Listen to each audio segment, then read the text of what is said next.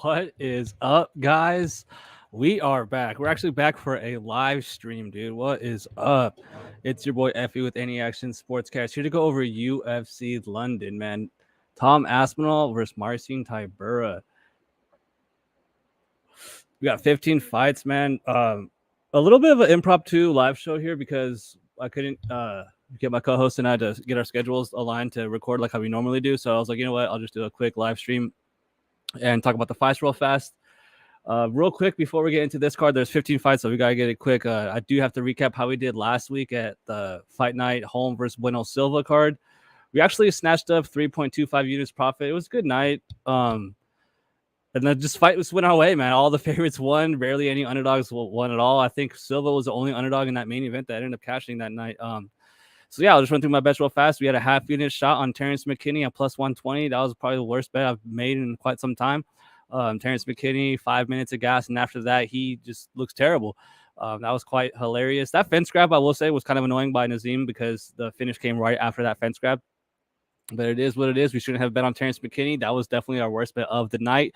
Lost a half unit on that. But after that, it was all pretty much good, man. We had Melsik Bagdasaryan against Tucker Lutz. He was minus 165 for us. We put 1.65 units on him, snatched up a unit profit on him. Tucker Lutz, man, super durable guy. He took a ton of shots. Melsik with those kicks, super durable, switch and stance all fight. The guy's good. It was kind of funny to hear him say he underestimated his opponent in the post fight, so that's never good. And then after that, we had Melk Costa over Austin Lingo. Man, this Austin Lingo is durable as hell, dude. He was getting rocked. He was getting kicked all over the place, to the body, to the head. I don't know how he didn't get knocked out. So we had Costa at minus 200, 1.5 units on him to win, positive 0.7 units. That was nice. Then we also had Alex Munoz to defeat Carl Dean. Man, Carl Dean is just not that good in my opinion. That fight went way different than I expected, man. Alex Munoz, I expected to use his wrestling way more, and he couldn't, man. He was getting stuffed every single time, and he ended up rocking Carl Dean over and over again, pretty much every single round. And the striking from Munoz ended up being what won him that fight, so that was good. Carl Dean, I'd fade him anytime, any place in the UFC for sure, anytime he fights in the UFC, but our next money line bet that we hit was Eileen Perez over Ashley Evans Smith. We had her at minus 200 for a 1 unit bet to win half a unit. We snatched that up. Just a brutal domination. I don't know how that fight got booked. Ashley Evans Smith is trash. I'm pretty sure she got cut since then. That was terrible, man. I haven't seen her get beat down like that since her boyfriend beat her up. What's that guy's name? War Machine. And yeah, man, Alan Perez looked like an All-American wrestler in there. And then we did lose a couple sprinkles. We had Costa to win via TKO at plus 300 for a 0.25 unit shot, quarter unit shot. That missed. And he came close, man. Lingo was eating those body kicks to the body, man. I thought he was going to get knocked out. But, you know, he made it to the cards, and Costa wins the decision. So we lose a quarter unit on that. And then we had Bagdasaryan to win via TKO for another half unit at plus 250. Also didn't hit. Took a let, super durable. Couldn't get the finish there. And Bagdasaryan, honestly, was probably lucky to even win the fight.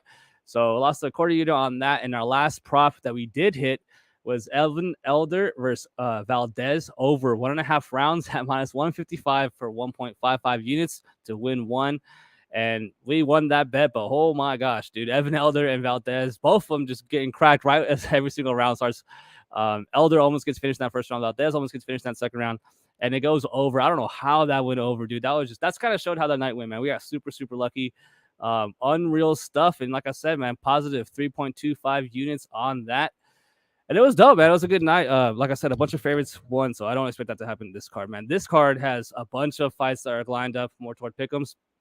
So that's the type of card it's fun to watch, and a lot of stylistic matchups that I like in this fight or card. So without any further ado, let me get a quick drink and we'll start.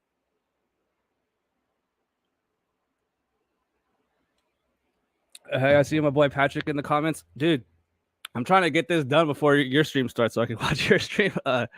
Yeah, bro. Thanks, man. I heard you kill it too. So a lot of people won money last night or last card. So it was one of those where the whole community was out here killing it. That was good.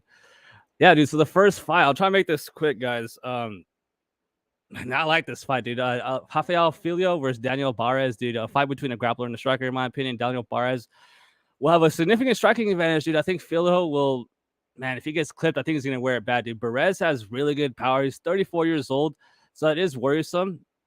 I believe the line's staying pretty stable here with Filho being a slight favorite around minus 130. Barres around plus 100. I'm going with Rafael Filo to win this fight, but dude, I'm not betting this fight. But I do think that the grappler from Brazil is going to win this fight.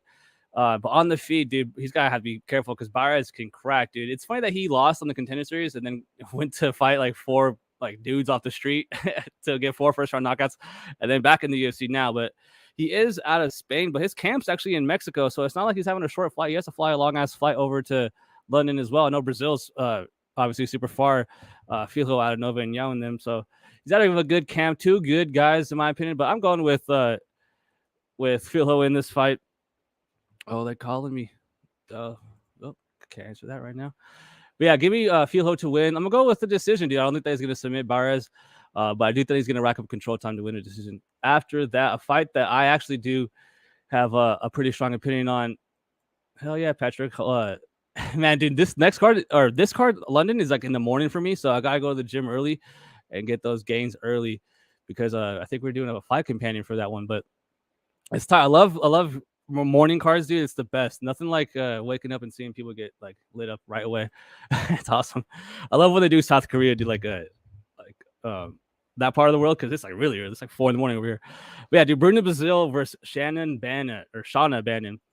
And man, this is funny because I've known about Bannon for a while now. And that's because I'm a creep on Instagram, dude. So a while ago, I seen her on Instagram looking super hot. And so I followed this like 2-3 years ago. And I followed her. And then sure enough, dude, she's in the UFC now. So I've known her as far as being a kickboxer in the European scene. She's fighting Invicta, looked all right, man. But her level of competition is just not good. And I think she's kind of slow, dude. I'll be honest, man. She's fighting Bruno Brazil. Is not the best fighter in the world either. She is the favorite, though. So the line sits -130, Bruno Brazil. Bannon +105.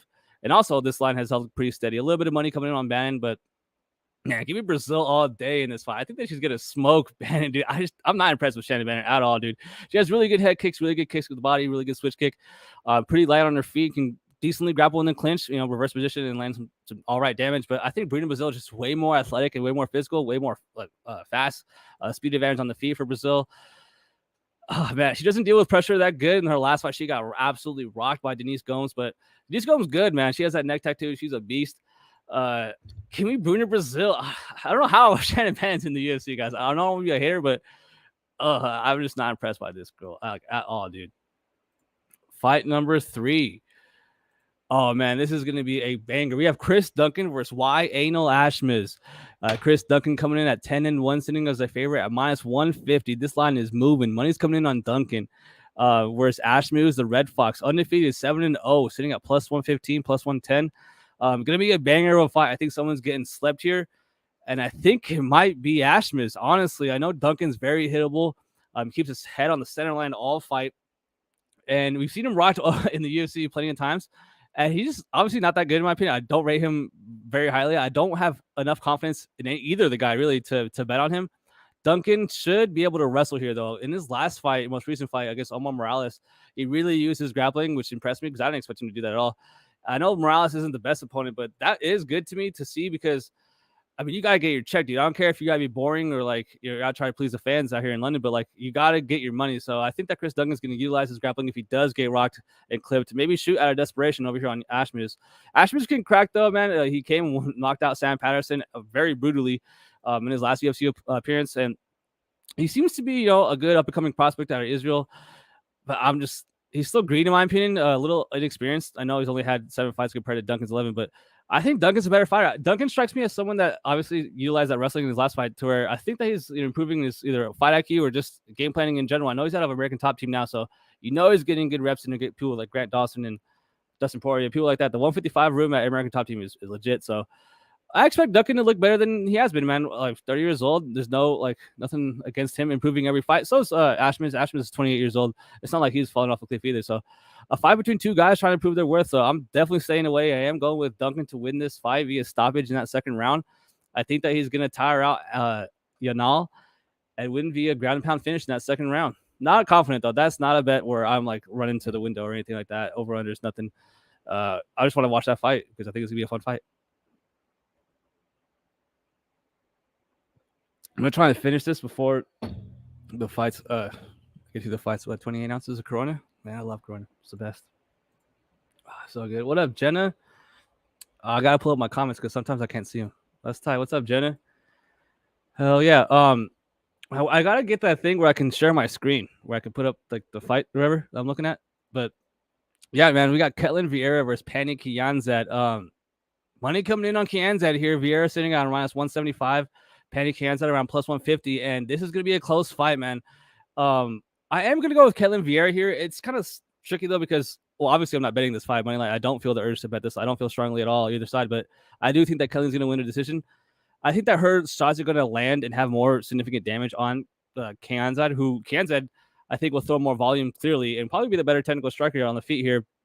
And just that in the clinch, I think Caitlin will have a big time advantage and big time strength advantage in the clinch.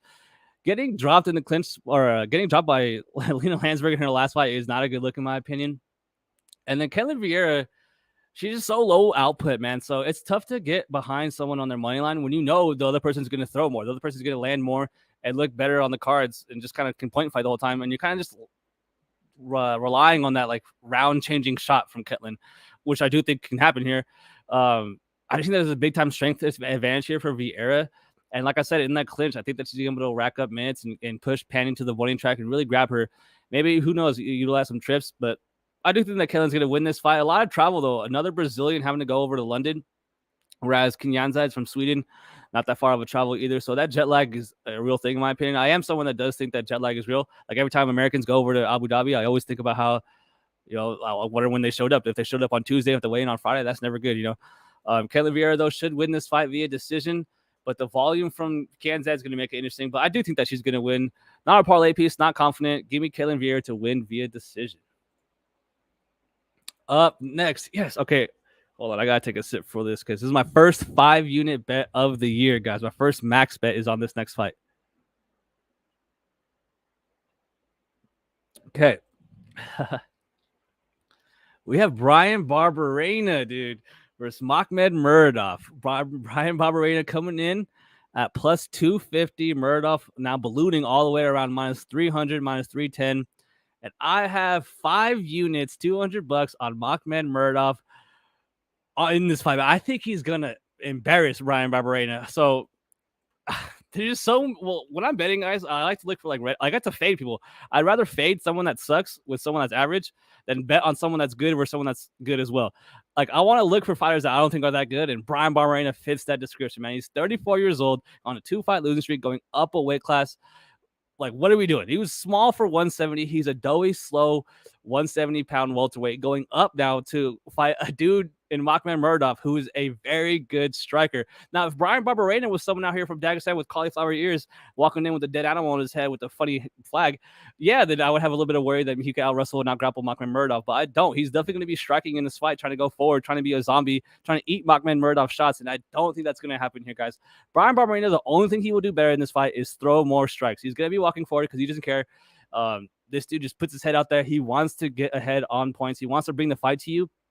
And I think that Makhmed Muradov has the footwork, has the speed to sidestep and clip Brian Barberena bad, man. I understand Muradov is also on a 2-fight losing streak. So I'm sitting here talking about how bad Brian Barberena is, but Makhmed has lost his last 2 fights and he got finished in one of them. So in the fight that he was winning, honestly, against Gerald Mercer, but the way this fight's going to play out is Makhmed Muradov will have the defensive grappling. And if anything, I think he'll have the offensive grappling, which is rare in his fights, over Brian Barberena, man. I think there's a huge speed disadvantage here for Brian Barberena. I think that Muradov has way faster hands, way faster kicks, way faster combinations. And in the clinch, will be able to reverse Barberena, man. The only thing that worries me is if Makhmed hurts Brian early in those first 2 rounds and just dumps all of his gas trying to put him out. If he gets tired and fades in that 3rd round, Brian will be there. Brian will be like Homer Simpson. He will be there all fight, but I don't think it's going to matter. I think Makhmed finishes him in that 1st round. Another American having to fly over to London. Brian Barberena going up weight class at 34 years old, and he was small at 170. It's not like he has a huge grappling advantage over this guy. Give me Makhmed Muradov to finish Brian Barberena in that 1st round, man. I think it's going to knock him out. 5 units at minus, I think I got about, minus 275. I'll put 5 units, minus 275 on Makhmed Muradov. Let's go, dude. Oh, man, this next fight stinks. We have Mick Parkin versus Jamal Pogues. A heavyweight fight where one of them probably shouldn't be a heavyweight, just like the last fight where one of them shouldn't be a middleweight. Mick Parkin, the one that should be a heavyweight, 6-0 undefeated guy out of England, plus 120 coming in at 27 years old. He is 6'4". Jamal Pogues, 10-3, coming in at minus 140, 27 years old, 6'3". and he's sitting at minus 145. So I like Pogues, man. I know a lot of people are crapping on him in his skill set because he's just kind of a guy that can wrestle. And what's annoying about him is that, like, I don't mind wrestlers. I don't mind when guys can win via top control, via minutes on the ground, but he doesn't really do anything. He doesn't really like go for finishes, doesn't go for like advantageous positions, doesn't really pass your guard. He just kind of holds you. He just kind of holds you and racks up minutes, wrist rides you, and every now and then does enough for the ref not to pull him off. And that's very boring and very like non-fan appealing, you could say. But dude, you got to do what you got to do to win. But I will say, man, this guy could probably fight at 205. He's a small heavyweight, and Mick Parkin's a big dude. So I don't know if he's going to be able to control this dude for like 2 out of 3 rounds here, because Mick Parkin is green. So he's 6-0. I've only seen him fight on the Contender Series. So I think he's training with Tom Aspinall. A lot of people are making that a big deal. It is good to have a good heavyweight training partners, but this comes down to, can you wrestle, man? Whoever wins the wrestling scrambles here in this fight is probably going to win the fight. Give me Mick Parkin. I'm actually going with the upset here. My first underdog pick, I believe, at plus 120. I'm not impressed with Jamal that much, man. He probably does have the better striking in this fight. I'd probably give him the striking definitely in this fight. But the wrestling, like I said, if he can't control the guy, if he can't keep him down for extended minutes in this fight, if he can get swept by Mick Parkin, it's not going to look good. But I'm not eager to touch this fight. Another fight where I'm just not overly eager to bet one side or the other. Now, an over-under, I guess I do have a strong feeling it does. Whoever wins probably going to win via decision. No one can really finish either guy on the feet here, or on the mat, I should say. Just an ugly, sloppy heavyweight fight, really. Give me Mick Parkin, though, the London, or the European dude. London, the dude from England, the Englishman, to win via decision in a boring fight.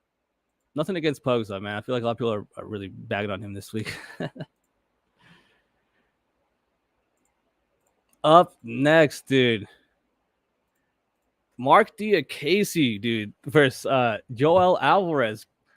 I like both these guys. A fight between two fighters I really like, man. I really respect both these guys' skill sets, two lightweights. Right now, Joel Alvarez is getting ballooned, though. His line's around minus 190, minus 200.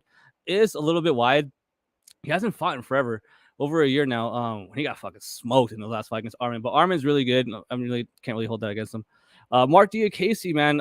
I actually bet on this guy quite often. I bet on him, I bet against him. I find myself betting on his fights quite often. I didn't really realize it until I looked at my history. And I like the guy, man. It's funny to see him like go from a pure Muay Thai guy, like kickboxer, really good switch kicks to the body, really good legs, like really good speed on his kicks, I should say, to now like really utilizing that grappling. He really wants to shoot on guys, control those guys, and it burned him in that last fight. So Michael Johnson was able to stuff all of his takedown attempts and really sprawl and brawl and kind of put it on Mark Diakase. That was a bad look, in my opinion. Kind of a shocking fight, because I kind of expected Michael Johnson to be fading at that point in his career. He kind of gave Mark Diakase a lesson, man. Kind of interesting to see Diakase kind of right away, again, for 3 straight fights, go to the wrestling game plan. Kind of weird to see him make that maneuver at this point in his career. He's been fighting for a long time. And like I said, he came on the scene as like a striker. Joel Alvarez, I mean, what can I say about this dude? 6'3" at 155. No wonder this guy has a 0% takedown defense, dude. Like, that's insane. So 6'3" at 155, dude, you're like a pencil. Like, anybody could take it. They could just get pushed over and fall down at that point. I don't want to call him a weight bully, but he is missing weight. So if he misses weight, dude, you got to go up a class, man. Like, I'm pretty sure he's going to miss weight here. So he's 6'3", he has a 77-inch reach, going to have a huge reach advantage, 4-inch reach advantage over Mark Diakase, obviously tall and longer. He towers over his all opponents, and he doesn't care about getting taken down because he's a super active guard, man. 19 wins, 16 submissions. This guy's a beast on the mat. But I don't like that. I don't like the fact that he's okay with being off his back. He's fighting a guy that's apparently keeps going for takedowns and takedowns and takedowns, which is kind of new for him, Mark Diakase, and he's fighting a guy in Joel Alvarez who doesn't care about getting taken down. But on the feet, I actually do respect Joel Alvarez's striking. He's a very dangerous guy, very long guy, and he has some pop, dude. So the way I'm looking at this fight is definitely not going to the cards. If it does go to the cards, give me Diakase, because that means I think that he won via control time, and if it finishes, then I think that Joel Alvarez won via like some sort of submission or club and sub. For the pick, though, I am going with Mark Diakase, man. I was on Joel Alvarez all week, but lately, man, I've been thinking, you know what? Like, I gotta go with my gut, and my gut's telling me Mark Diakase is gonna win this fight. Something about it, like Joel Alvarez probably will look minus 300 if he does win this fight. He's probably gonna finish Diakase, and it's gonna be like a parlay piece for a lot of people. But man, 0% takedown defense, dude. What do you do? Like, drop, like, sprawl and brawl, do something, man. Stop getting taken down. I can't trust you, man. Give me Mark Diakase to win via decision, via control time. And for him to bounce back, dude, in London, the crowd's going to be on his side. They're going to be reacting to every single strike he throws. So give me Diakase, man. Underdog pick that I actually didn't expect to be picking. Like before I started recording, I didn't think I was going to pick him. Oh, hell yeah. This next fight, I am super pumped to talk about. Okay. Yeah, Jenna Marie. Hey, I see you, Jenna. How do I? Okay, here we go. Yeah. You got to figure out how to put people's comments on the screen. See my boy Patrick. Yep. Yep. Okay, cool. Yeah, guys. So this next one, I've actually seen one of these guys kind of work out before. We have Danny Roberts, Hot Chocolate Roberts, taking on Johnny Parsons, man. A pick'em fight where I get it, man. It's tough because I think, hand up, guys. Like I'm super biased. Like I have a buddy that coaches at Syndicate MMA, so all the Syndicate guys are other coaches. Like kind of root for them, right? So I've seen Johnny Parsons in the gym. I've seen him hit pads. I've seen him crack bags. I've seen him hit pads. It's sick, man. This guy teaches Muay Thai there. He's awesome. This guy's really small, though. I will say 5'9", kind of small for that division.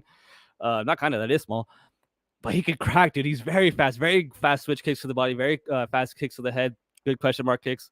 And this guy's awesome. Good Muay Thai, good elbows in the clinch. But Danny Roberts, in my opinion, is probably better. Like, I like the striking from Danny Roberts, but dude, this guy is so chinny and he's old as hell. He's 36 years old and he's getting cracked over and over and over again in the UFC. Like, I get getting cracked by Jack Della Maddalena because that guy is a monster. He just loves pulling guillotine for no reason. But that's the thing. He did get knocked out, and it's like a knockout on his record, but he got knocked down like 4 times. Like, he's pretty much might as well got knocked out like 6 times in that fight. And then he got knocked out by Francisco Trinaldo, or sorry, he got rocked over and over again by Francisco Trinaldo in a fight that I thought he was going to dominate old man Francisco Trinaldo. But Johnny Parsons on the other side has his own bit of red flags. Like I said earlier, when I look at my gambling, when I look at like who I'm going to bet on, I want to fade guys before I want to back someone. Like before I want to get behind someone that's like ascending really like quickly in the UFC, I'd rather fade someone that's on their way out, And Danny Roberts on 2-fight losing streak, getting absolutely blasted in the last fight and losing to an opponent he probably should have won in Trinaldo at 36 years old. I don't really see him making any more improvements. We probably have what we have now with Danny Roberts. Whereas Johnny Parsons is a 5'9" welterweight that likes to strike and is a Muay Thai fighter that hasn't fought in 2 years now, a year and 8 months, because he's dealing with concussion symptoms, which sucks, man. I feel for him.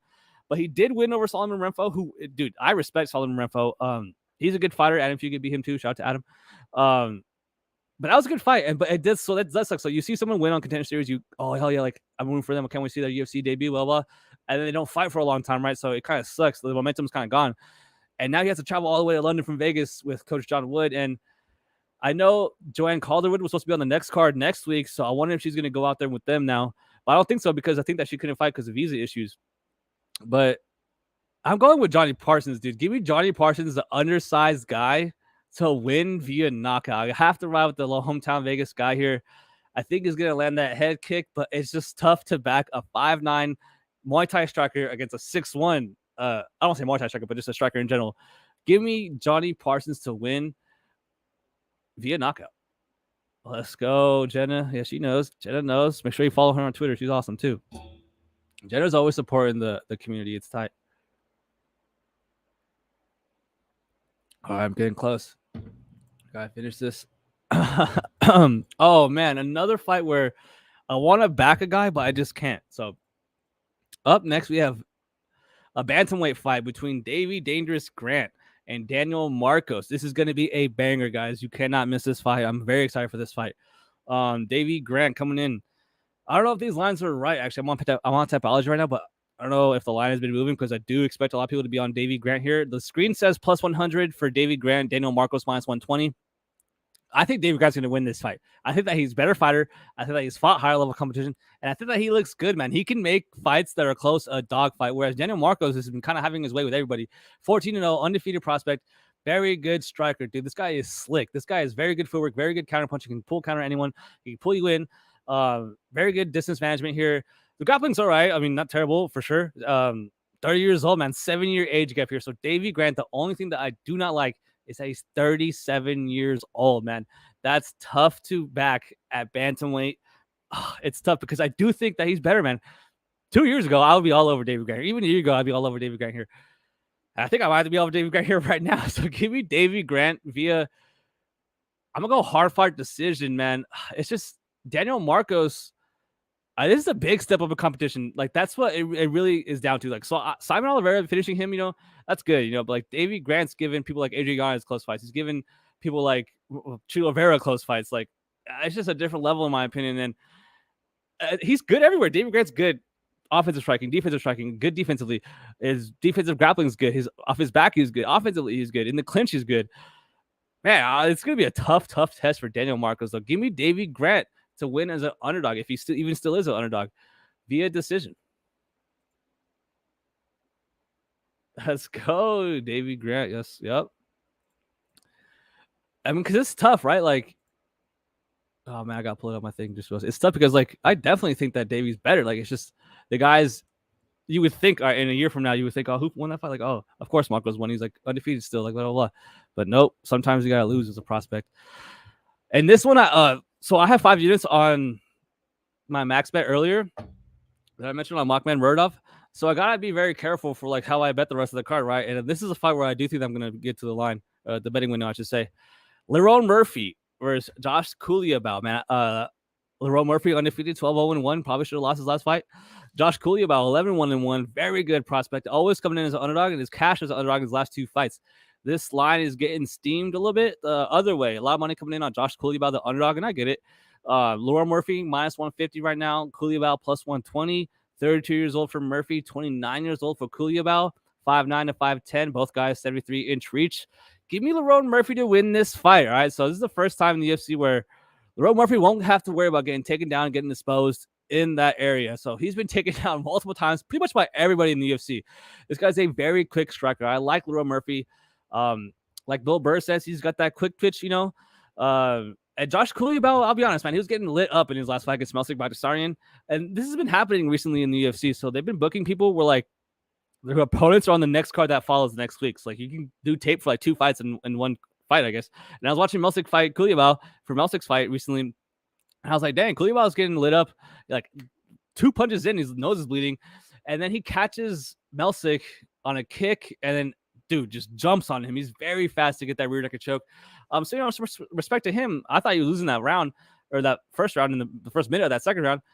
And then, dude, caught a kick, put the guy down, pushed him down, and snatched a choke. So, he's not bad, dude. I like the Coulibaugh, good striker, very upright, little, he has that bouncy, like, striking stance, kind of keeps his hands a little bit low sometimes. Whereas Murphy, dude, can throw in combination, very, very quick jab. I do like the jab from Murphy a lot. Can switch stance, good knees up the middle, a lot of good push kicks. So I think that he's going to win this fight. I think that we have 2 strikers finally for Murphy, something that's going to favor him. And I think that he's going to win a decision or finish Coulibaugh. Probably not the finish. I'm probably leaning more so to decision. So over 2.5 rounds, I guess you could say, if you like that prop. Coulibaugh is a good fighter, but he is flying all the way from Australia, a little outside the cage narrative, you could say. That's some jet lag he'll be dealing with. And obviously the judges favor Murphy because he probably should have lost to Santos in his last fight. I had Murphy in this fight, in his most recent fight, so I did kind of feel like I snuck away with some money there. Felt dirty winning that decision. I had to take a shower after, but I think Murphy clearly wins this one. I think that he's going to come back, look way better. Like I said, not have to worry about getting up off his back over and over again every round. If Coulibaugh does mix in the level changes and get Murphy down, credit to him. That'll be a good, I guess, improvement for him because he's never landed a single takedown in the UFC. So I don't expect that to happen. Give me Lerone Murphy to win via decision and look good. He gonna do what I needed Nam to do last week. Yeah. 5 units. Let's go. Murdoff. Yep. Mockman Murdoff. If Mockman Murdoff walks with the funny hat to the octagon, dude, I'll put 5 more units on him. But I don't think he does. I don't think he has a funny hat. Yeah, man. Up next on the main card, we have Jaya Herbert taking on Faraz Ziam, dude. Smile Killer, one of the worst nicknames in the UFC, versus the Black Country Banger. That's just a way better nickname. Gonna be a good fight, man. But I am going with Ziam, the younger guy. A lot of things in this fight that I think favor him. So Ziam, similar to Duncan earlier on the card, strikes me as someone that I can see making improvements fight to fight, right? So Duncan obviously is 30 years old, so a little bit like kind of late for him. Whereas Ziam's only 26, right? I've seen him in the UFC now a few times now, and he is looking better. So in his last fight, he definitely impressed me against Figlak. I thought that fight was gonna be way closer, and he looked good, man. His striking is very clean, and he seems to have improved his fight IQ. He's not going for spinning, dumb moves that are going to gas his tank or really losing positions on the mat. Whereas Jaya Herbert, dude, his claim to fame is almost knocking out Ilya Topuria. I think if he would have jumped on Ilya earlier, he probably would have finished him. But he let Ilya get up and he ended up getting finished himself via body shot, then up top. Like, sick knockout by Ilya, who was up a weight class that fight. In his last fight, dude, against Ludovic Klein, I'll be honest, man, I just don't think Ludovic Klein is that good. And if you go to decision with a guy like that, it's just not impressive in my opinion. He is 35 years old. He's getting up there in age. Another weight cut at 35 years old. It's not good. And both guys are very tall for the division, man. I was kind of shocked to see Xian be listed at 6'1" because I viewed him as kind of small. Whereas Herbert, I view, is very tall and long for the division.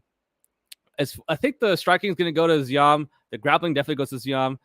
And I think the durability goes to Xian. So give me Xian to win this fight, man. As far as the money line pick him, I'm not touching this fight either because Herbert, while he is old, man, he is a very quick and slick striker, dude. A very good counter striker, which kind of would suck in this fight because then you let the guy get ahead in points or on the cards. But a fight where I am not overconfident, I'm not trying to rush to the betting line or betting window to bet. A lot of these fights, actually, I'm not like overly confident on. But give me Xian to win this fight. I do think that the young guy is going to win this fight and look good. Should be a banger, and I think that the crowd will be on his side more so Herbert. So give me Xian.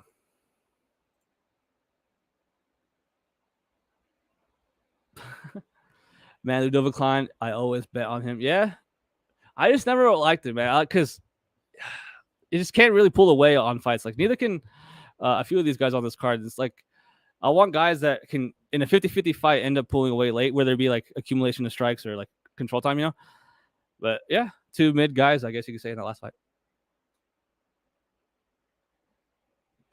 Dang, I gotta do work on this bottle before I can finish. I only got 4 fights left to finish that. All right, next. Oh, dude, this is a banger. Andre Muniz versus Paul Craig, the Bear Jew.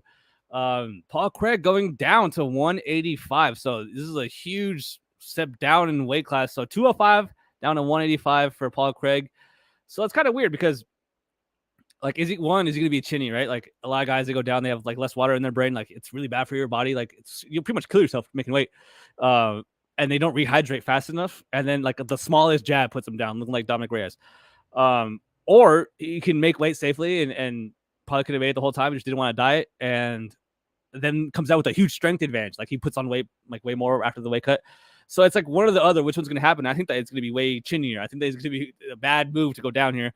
And it sucks because Paul Craig is like one of the it's like 3 people in the entire UFC: Charles Oliveira, Paul Craig, Mearshart, maybe like 2 other ones. If you know one, let me know. That I'm okay with pulling guard. Like if they pull guard, like I'm okay with it. Like yeah, dude, like go ahead, pull guard. Like you're a beast. I'm okay with you pulling guard. If you're anyone else, like don't do it. Like you suck. Like pulling guard or jumping guillotine, like you're an idiot. But Paul Craig, he can get away with it, right? So this guy, watching him fight, like everyone that fights him, at any moment when they clinch, they have to be super smart about where they position themselves. They can't put their arms or their head in a bad spot, or else you're getting snatched up quick. And people know it when they fight him. It's just that if you can stay safe in his guard, if you can pass his guard and get them out, obviously, you could have your way with someone like Paul Craig or Gerald Mercer, or I don't want to say Charles Oliveira, but like, you know what I mean? Like one-dimensional jiu-jitsu guys, Ryan Hall. Like if you can get past their guard or even stay safe in their guard, you'll win. Look at Kron Gracie recently. Like that was a horrific display of MMA and jiu-jitsu. And he's fighting Paul Craig, a guy in Andre Muniz who's probably a higher decorated jiu-jitsu artist, really a 3-degree black belt, very good jiu-jitsu, coming off getting submitted, embarrassed badly by Brendan Allen, dude. One of those fights where a jiu-jitsu guy tires out, looks bad, gasses out, and it doesn't matter how tired you are or how good you are at jiu-jitsu. If you're tired, you're going to get submitted every single time. And Brendan Allen took it to him, and I do think on the feet, Paul Craig is a little reckless. Not the best striking. I was so crazy to hear him. I was listening to an interview, and he was talking about how he thinks he's a better striker than Muniz and how he actually likes his hands and he wants to test that part of his game. And I'm like, whoa, dude, like you're crazy. If he does that, I don't think it's going to go good. I think Paul Craig should be looking to level change right away, obviously, or pull guard if he doesn't get it. Muniz, like I said, a very good jiu-jitsu grappler. Probably honestly better than Paul Craig, in my opinion. So give me Andre Muniz to pass that guard relatively quickly with no fear and put a ground and pound finish on Paul Craig. Give me Andre Muniz. I might parlay him, honestly, with someone in the main event to beat Paul Craig, man. Going down 35 years old, no way, man. Give me Andre Muniz to finish Paul Craig. After that, here, hold up. We got Oh, dude, hell yeah, another banger. This one's a good one. Nathaniel Wood versus Andre Feely, dude. Nathaniel Wood, the prospect, sitting around minus 200. Andre Feely, Andre Touchy Feely. That's a fucking good nickname. Andre Touchy Feely coming in 22-9, sitting around plus 160. Both guys around the same age, 29 years old for Nathaniel Wood, 33 years old for Feely, 5'6", a bit of a red flag for Nathaniel Wood, and 5'11" for Andre Feely. So a big time size advantage for Feely. Nothing new for Nathaniel Wood, though. Always finding guys that are taller. And then for a reach, 69-inch reach for Nathaniel Wood, 74-inch reach for Feely. So Feely, obviously taller, longer guy here. Like I said, nothing new. Nathaniel Wood just fought someone that was taller and longer in Charles Jourdain. And I think that he's going to do what he did at Jourdain, even worse, to Feely. I'm going with Nathaniel Wood to win this, and I am pretty confident in this pick. So one of the things that I don't like about Feely is, so my friend submitted him in like 1 minute. All right, go on to his record, right? I'm going to click it right now. Shane Shapiro, the homie that teaches Syndicate's BJJ team, submitted him on Fight Pass in, I believe, 51 seconds. And he wrist rided him, pulled him down, snatched it back up, tapped him out instantly, right? So that's just not a good look. His jiu-jitsu is not good. His wrestling is not good. His striking is very good. I like the striking from Feely. A lot of good push kicks, a lot of good head kicks. He can get that foot up relatively quickly, but I think Nathaniel Wood is levels above Feely on the feet. I think that he's way faster for one. And I think that now at 145, he's going to be way more durable. At bantamweight, the class below, he was kind of chinny. He would react very badly when he would get clipped strong. It would kind of alter the round. He would get hit and wouldn't be able to recover for a few minutes. It was actually kind of crazy because he was actually scheduled to fight Umar Nurmagomedov at one point. I'm happy that fight never happened because that would have been two prospects fighting each other, and I hate when that happens because they always kill one prospect off. But that would have been an interesting fight. So I think that Nathaniel Wood's going to adjust better to featherweight than I think people are assuming because he's so short. He is 5'6" with a 69 in reach, fighting 145ers. I mean, that's tough, man. People like Giga Chikadze, Andre Feely, Charles Jourdain, Max Holloway, like all these tall, long guys are going to like be interesting matchups for him. But he's doing all right, man. He just obviously passed the last test he just had. Give me Nathaniel Wood, dude. Hometown guy. The crowd's going to be going crazy for him.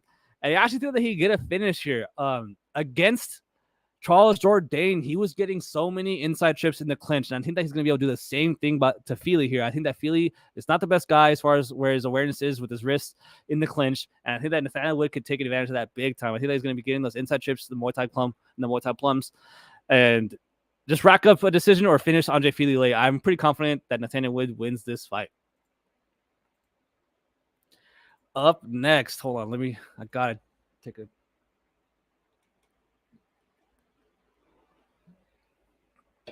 Oh, that reminds me.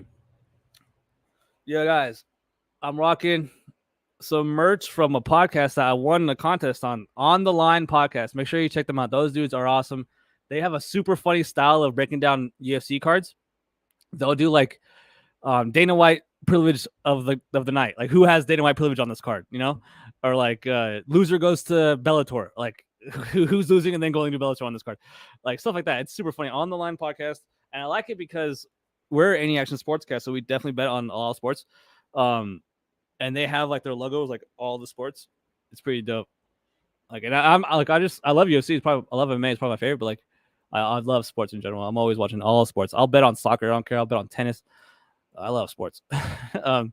Co-main event time. All right. So I don't know how this fight is happening. I don't know who's getting paid to do this, or if this fight will even happen.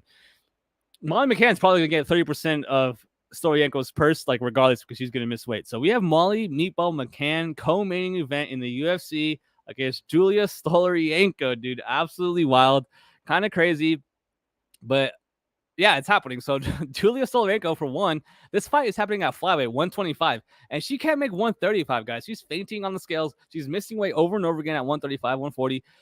How is she getting this fight? Who said, all right, yeah, she's going to be able to make 125 as a co-main event, dude? No way. So first of all, she's going to miss weight. You already know that. And after she misses weight, it's going to get interesting because I am not high on Molly McCann at all. I am the biggest Molly McCann hater you will find, probably, for a few reasons, right? So when she got that spinning elbow and then, had that crazy viral knockout where she got the belt and then like paraded it around the octagon, river. The reason I didn't like it is not because she did that with the belt, is because she did it as I was in the kitchen to get a beer, and I came back and she had just landed the knockout and I was going crazy. I was like, oh my God, are you kidding me? So I've always kind of disliked her for that. But she's not that good. She's not that good. She's super small, super short, and get taken down by pretty much everybody in the UFC, and relies so much on her just brute strength and walking forward and being like a zombie, head down, chin down, just throwing fists, right? Her technique's not the best, but she's fighting the one person in the UFC that could probably she have her way with. Like Julia Sorrico is what 1-5 in the UFC and is straight up armbar or bust. If this girl cannot armbar you, she's gonna lose. But if she can armbar you, she's gonna snatch it up easily, man. And the thing is, Molly McCann gets taken down all the time, and I am not putting it out of the question that she might get judo thrown in this fight. Storyenko along the cage might be able to trip Molly McCann and get on top and snatch an armbar. But Julia is someone that has shown time and time again bad fight IQ and really bad skill set in general. Like I am not impressed with Julia at all. Like I said, I don't know how the hell she's having this main event. It's just bizarre, dude. She's 10-7-1. She's 1-4 in her last 5 fights. And the only win is like who was Jesse Rose Clark, who's not even in the UFC anymore. I mean, it's tough, but Molly McCann does struggle with wrestlers, man. Like I said, every single person that has a grappling advantage over her can utilize that. Oh, man, it's just tough, man. You're gonna miss weight. Your armbar or bust. You're 1-4 in the last 5 fights. And if you don't submit Molly McCann, you're probably gonna lose. I can't back Julia as an underdog. Give me Molly McCann to win. And it's so funny looking at this screen because my screen says that Molly McCann's a minus 350 favorite, and she's all the way down to minus 190. So money's been pouring in on Storyenko. Oh, man, not me, though. Not me. I can't get to the window, but I am not high on Molly McCann. Barstool Sports made a terrible mistake signing her to that deal. I don't know what they were thinking. But, yeah, give me Molly McCann to win. And that's not a bad line, dude. Minus 190. Julia is just terrible, man. At minus 350, you're crazy. If you bet Molly McCann at minus 350, you might be the dumbest person like betting MMA. That's crazy. There's no way to justify that. But yeah, minus 190, who knows, man? Maybe worth a parlay piece. But give me Molly McCann to win via finish. I think that she wins via ground pound finish in that second round. All right. Yeah, she might be 1-4, actually. Or, well, yeah, 1-5 in the UFC, I believe, yeah. Well, 1-4 in her last 5 fights. And it's funny, I think I had her against Rose Clark. Like, dang, dude, Rose Clark's so bad. She's terrible. I like her tattoos, though.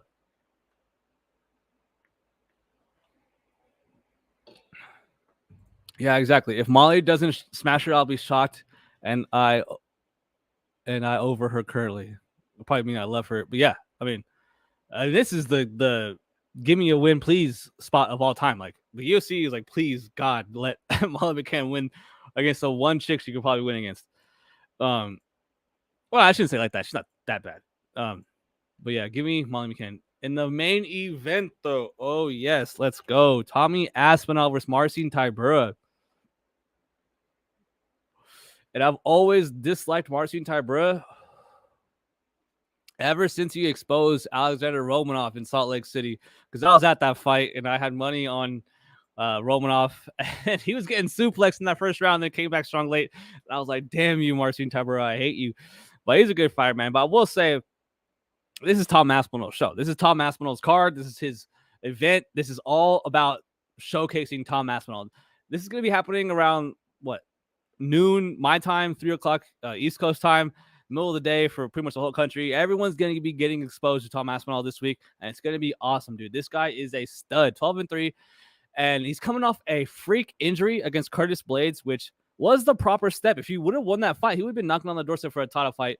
It's unfortunate that he blew his knee out, had to get reconstructive knee surgery, which is kind of a red flag at 30 years old. But I mean, he's a legit supreme athlete, right? Super fast, super durable, has good enough cardio. We haven't really seen him tested because he's finishing all these guys super early, and he's well-rounded, dude. So his blast double he landed on Volkov, his grappling's legit, right? So his transitions, once he does get you down, his transitions are fast, quick hips, strong hips, good top control, and he knows when to wrist ride. And his striking is very good. He trains with Tyson Fury of all people. Like, are you serious? Like, his boxing's clean, his counterpunching is clean, he's in the pocket, awareness is clean. The one thing I will say is that he does keep his chin kind of high sometimes. It kind of just backs up straight in a straight linear line, which is not good. It kind of might, cost him later on in his career, but he's still green, man. He's only 30 years old. And Marcin Tybura, I just don't think he's built to last 5 rounds. Like, I understand Aspinall hasn't shown himself either, like he can go 5 rounds either, but like Marcin, I know he can't go 5 rounds. I know after the 3rd round he's gonna be really, really tired, death gassing, and his volume, his output is gonna go way down after that first 5 minutes. So I think that Marcin Tybura is going to have to utilize his clinch grappling here. I think he's going to clinch up Tom to obviously, one, close the distance and stay out of range, immediately erase that danger in range. And then once you're in the clinch, try to get a takedown along the cage and chip him down. And that might happen. I wouldn't be shocked if that does happen, but I think Tom Aspinall has a good enough jiu-jitsu, good enough sweeps to get up or get out, work his way up without getting submitted, without getting ground and pounded by Tybura, without getting mounted here either. And then eventually have it his way. I think that Tom Aspinall is going to be able to win this fight wherever it goes, whether it be grappling or on the feet for extended minutes. I think Tom Aspinall has it covered. And like I said, minus 500, this is his show to win. It's just tough because that knee surgery hasn't fought, obviously, since then, but in theory, he is better than Marcin. He is better everywhere, in every area you can fight in. He is better, right? At minus 500, this is the type of fight where I don't know if you're into like the parlaying type, right? So you would anchor with Tom Aspinall. All your parlays, just anchor with him. And if you get to him, your last leg, just hedge on Marcin Tybura plus 400, and you can guarantee profit either way. But Tom Aspinall is going to be everyone's anchor on their parlays this week, and as he should be, because I think that he finishes Tybura. I even think that his inside the distance is probably around minus 250. I don't have the odds up, but I'm assuming that they're going to juice that too as well. Man, give me Tom Aspinall, a guy that I think could be UFC champion at some point, and I'm just super stoked to see how his career plays out, man. So give me Tom Aspinall, inside the distance, second round knockout, ground and pound finish. Super excited. Heck yes. And that's it, man. We're done. Thank you, Jenna, for showing up. Appreciate you in the chat. That was awesome. Like I said, guys, if you're watching the replay, hit that like button, hit that subscribe button. A little bit of a different show this week. I will put out a video on Friday talking about my bets. Yeah, other than that, man, thanks for watching, and we'll see you guys next week at UFC 291, a card that I will be at in attendance. Can't wait. Justin Gaethje versus Dustin Poirier. I don't even care that Paulo Costa keeps pulling out a fight that he didn't even sign to fight. Yeah, man, I'm stoked. Super pumped to go to the fights next week. Gonna be on vacation. And I'll see you guys on Friday, man. Peace.